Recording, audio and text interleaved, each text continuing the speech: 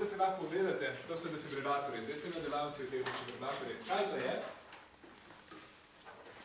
Tako zgleda. Tisto je en model, so različni modeli.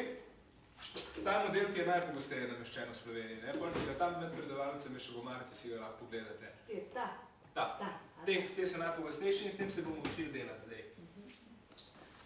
Ok, če bi se znašli na Prešercu,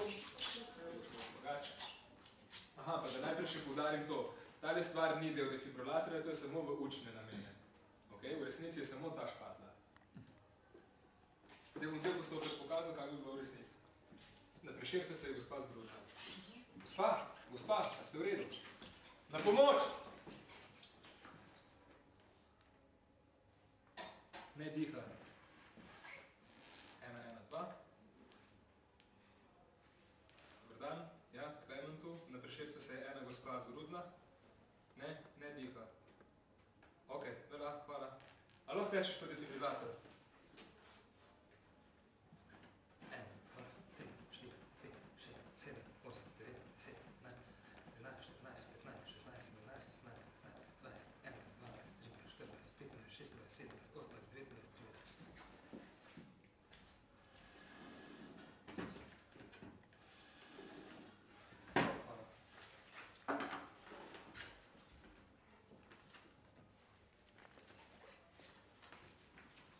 Kar razumeli se lahko gledati.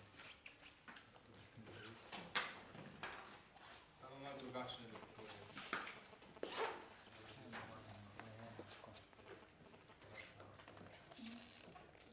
Naprava deluje. Ostrite mir. Preverite odzivnost. Ne dotikajte se bolnika. Analiza poteka. Ste slišali, kaj je povedal? Zakaj ne dotik? Ne dotikajte se bolnika. Analiza poteka. Električni sunek potreba. Ne dotikajte se bolnika. Pritisnite utripajoč gumb. Vsi stran? Električni sunki izvedeni. Pričnite oživljanje.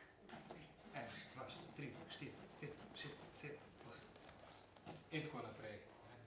Ok. Najprej, ko sem prišel, sem povedal, preden predavanju je treba pogledati, če se nam človek odziva.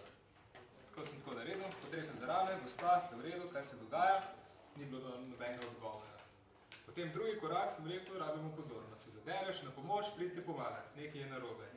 In pol moramo oceniti, če človek diha. To naredimo tako, da sprostimo dihalno pot, to sem povedal, da zaradi jezika, eno roko na čelo, 2 prsta pod brado in močno potegneš glavo nazaj. S tem smo sprostili dihalno pot, potem pa poslušaš, gledaš in čutiš, če človek diha. Čutiš sapo na licu, slišiš, če diha, pa gledaš prsni koš, če se kaj premika. Nisem nič videl, ko sem ugotovil, da človek ne diha, sem takoj poklical 1, 1, 2. Sem se pogovoril z reševalcem, on bi mi še dal nasvet, v resnici bi povedal, kje je najbližji defibrilator in potem sem začel takoj z oživljanjem.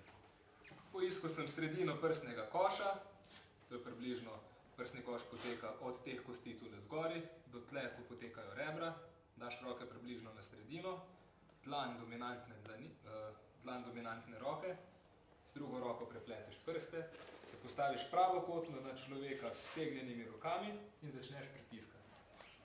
4 do 5 cm globoko, frekvenca ne bi bila 100 na minuto, to je približno 2-krat na sekundo ne bi pritisnil in to naredimo 30-krat.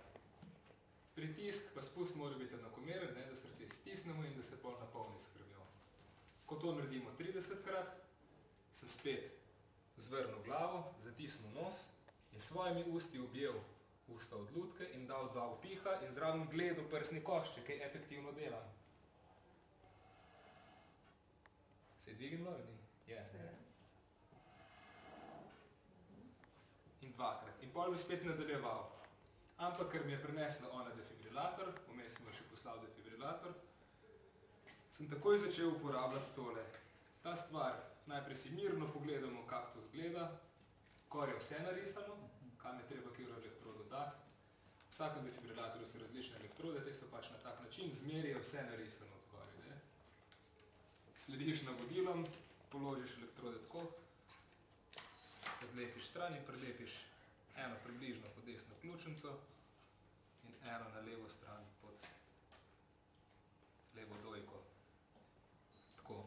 da ima potem še takšen model, je, da ima na sredini križ, kjer pa nadaljujemo z masažo, ne, tako narejen, da je še bolj uporaben. Ko nalepiš, prižgeš defibrilator. Naprava deluje. Pove, da deluje. Ne dotikajte se bolnika. Analiza poteka. In je povedal, ne dotikajte se bolnika in on ta čas analizira, kaj se dogaja. V resnici bi to bolj držalo, ne, to je že malo zmatrno, ker je plastika tudi. Električni sunek potreben. Ne dotikajte se bolnika. Ste slišali, ne? Električni sunek potreben, pritisnite utripajoč gumb. Zdaj moram pogledati, če se kdo dotika človeka, če se jaz slučajno dotikam človeka in pritisnem en gumb, gumb utripa, pritisneš. Takrat bi človek malo poskočil. Zdaj sem spustil elektriko čez njegovo srce, on mi je rekel navodila, pričnite oživljanje. In samo nadaljujem, tako kot sem prej začel. Dokler on spet ne bi dal navodila, ne dotikajte se pacienta, bi spet rekel, skozi daje navodila in govori in tam ima še ekranček gor. Zdaj po mojem že malo baterije zmatrane, da tako potiho govori, ne, ponovadi so bolj glasni. Zato je ful fajn vedeti, da ima ta stvar gor še ekranček, kjer vse piše. Ker če si predstavljate, če si predstavljate, da ste na Prešernovem trgu, je 30 firpcev okoli, promet zraven, kaj tazga se slabo sliši, ne, zato je ful uporabno, če lahko preberete. A sam defibrilator pa ne pomaga, tako da je vedno potrebno tudi če vaše Vedno. On ne more pritiskati. On samo elektriko. Ne. Ti pa pač med prenašanjem poškodovancev vedno rašli se glavo gor, pa pritisne proti sebi.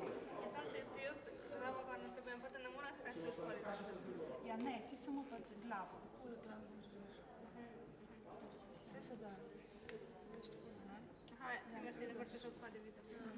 No, pomembno je v bistvu to, da se vrat ne premika. Ja, zato priča, boš tako se tako najpomembno, da se ta vrat ne bi vrtila, ne? Zato tudi ne damo, to je zdaj pri prenašanju, pa da bi jo zdaj vlekala, pa tako pa to. Znači se, da je pravilno, ne? Ja, ker pač Možno je skupaj, če pri zavesti. Ja, recimo tudi imamo primer, nekdo fajn krvavi. Tudi lahko se ljudje bojijo krvi. Ja, nekako kolabira, ne? In kaj takrat naredimo? Prvi pomoč, vse, vključi prej. Ja, pustimo tlele svež zrak pa obhladke, ne? Prepognemo, ne? Tudi da imamo ta prvi del malo nižji in potem damo čez ta del, spredaj čez, lahko se skupaj odmaknete. Koliko zagibta, kakšni tak hvala. Če ta del ne bo šlo više. Čisto egiptovska. Gremo od zadaj, ne? Ne vem, če vidite, ampak Ja, da je repak tam na sred. ja, repak je na sred in zavežemo nad tem repom. Od zadaj za glavo, potem še od spredaj na čelo. Še čez tisto. Ja. Da pač povsem učvrstimo, potem pa še pač estetsko to zapravimo čez. Ja. Mislim pač, da